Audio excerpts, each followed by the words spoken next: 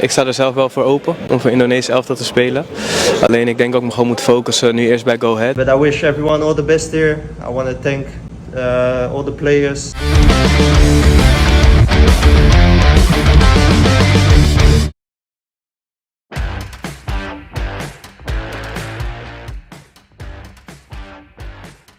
Semua juga tahu bahwa usai meraih banyak prestasi fenomenal dalam beberapa tahun terakhir, Timnas Indonesia kini menjadi sorotan di mata dunia.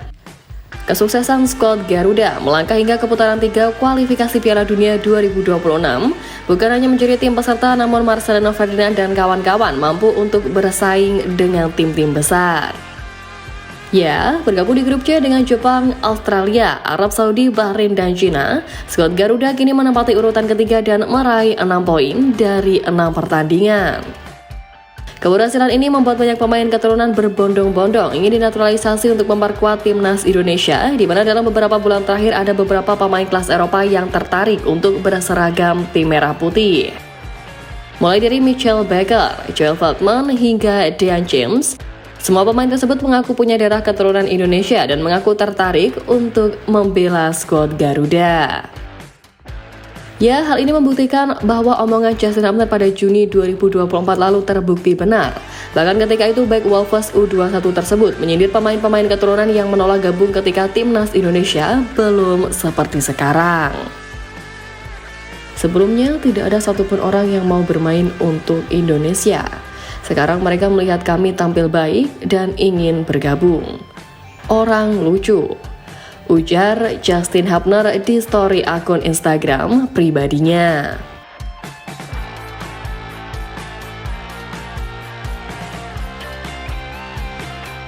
Nah, banyaknya minat yang diungkap oleh para pemain keturunan ini lantas membuat legenda Ajax Amsterdam Simon Tahamata pernah mengirimkan peringatan kepada PSSI agar berhati-hati dalam memilih pemain naturalisasi untuk Timnas Indonesia.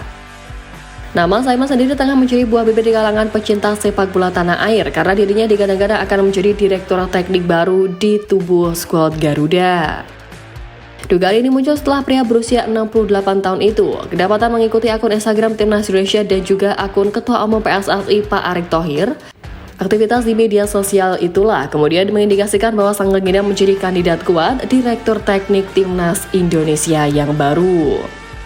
Apalagi saat ini staf kepelatihan tim Garuda berarombakan Belanda seiring ditunjuknya Patrick Kluivert sebagai pelatih baru menggantikan Sintayong. Tapi meski belum resmi ditunjuk sebagai direktur teknik, Simon Tahamata pernah memberikan masukan penting untuk PSSI terkait pemain naturalisasi, di mana tepatnya pada 2010 silam saat mantan punggawa timnas Belanda ini pulang ke kampung tanah leluhurnya, Maluku. Dalam agenda pulang kampungnya itu, Simon Tahamata memberi nasihat kepada PSSI yang saat itu menjalankan program naturalisasi, yang mana Federasi Sepak Bola Indonesia diminta berhati-hati dan cermat saat melakukan naturalisasi pemain keturunan, mengingat program ini sangat berpengaruh pada berhasil dan tidaknya prestasi tim nasional.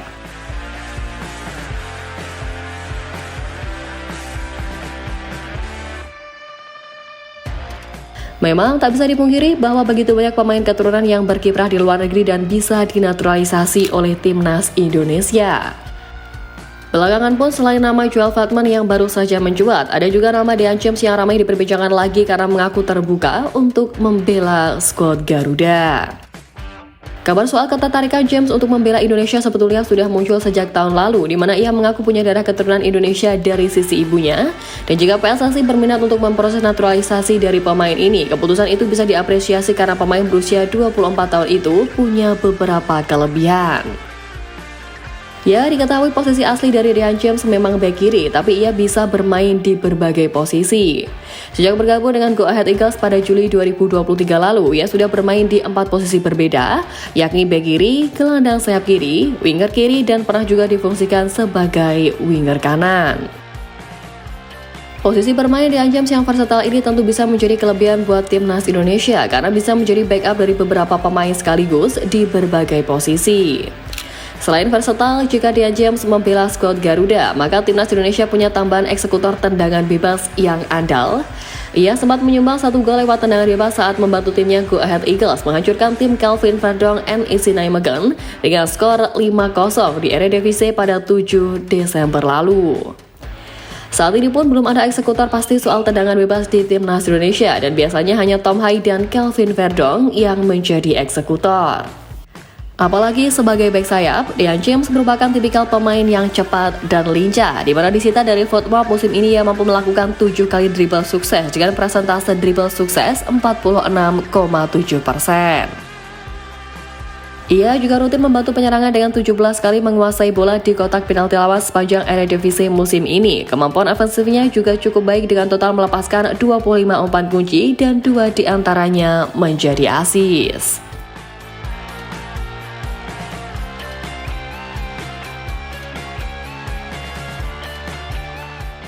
Ya, tapi di lain sisi dari itu, meski begitu banyak pemain berkualitas yang mengungkap minat ingin membela Garuda, semua tetap kembali pada kesesuaian skema dan strategi Coach Patrick sebagai pelatih anyar timnas Indonesia.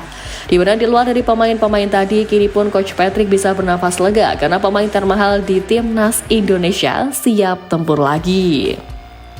Benar, Miss Hilgers, tak lain dan tak bukan merupakan pemain termahal di skuad Garuda yang nilai pasarnya mencapai 156,43 miliar rupiah. Sebelumnya, bek berusia 23 tahun tersebut mengalami cedera yang cukup serius sehingga harus keluar masuk ruang medis.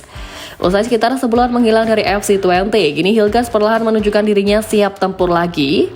Ya, meski baru pulih, Miss Hilgers sudah mendapatkan menit bermain lagi di FC20 dan tampil dalam 2 pertandingan beruntun. Memang dari 2 pertandingan The Tigers, Hilgers bermain dari bangku cadangan, namun itu adalah tanda positif karena cederanya berangsur membaik. Kebugarannya pun juga perlahan bisa kembali lagi jelang membela timnas Indonesia yang akan berjuang di kualifikasi Piala Dunia 2026. Apalagi Miss Hilgers diprediksi akan menjadi andalan Patrick Kluivert di sektor pertahanan skuad Garuda sebagai pemain yang menyandang status pemain termahal di tim Merah Putih.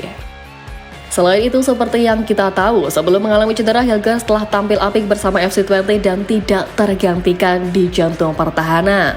Sehingga tenaganya pun akan amat sangat berarti untuk menambah kekuatan Garuda di laga bulan Maret mendatang, menghadapi 2 tim kuat Australia serta Bahrain.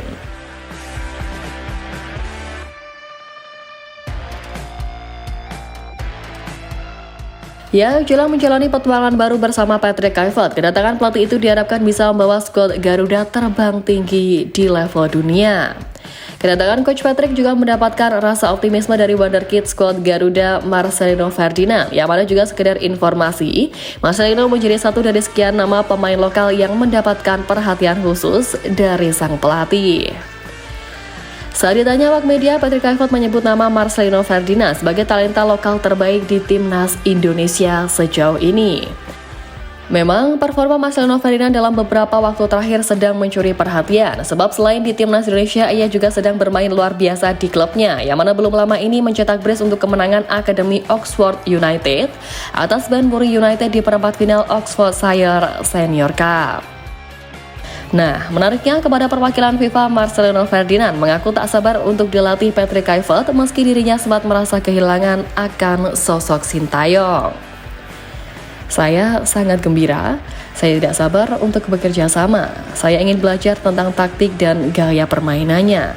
Ia adalah legenda sebagai pemain, ujar Marcelino dikutip dari laman resmi FIFA. Ya, pemain yang akrab disapa Marceng itu membocorkan sesuatu yang akan dibangun oleh Patrick Kluivert bersama timnas Indonesia, yaitu membangun komposisi terbaik. Dan jika mengacu kepada perkataan Patrick Kluivert beberapa waktu lalu, maka tak sulit bagi Marcelino Ferdinand untuk mempertahankan tempatnya di timnas Indonesia.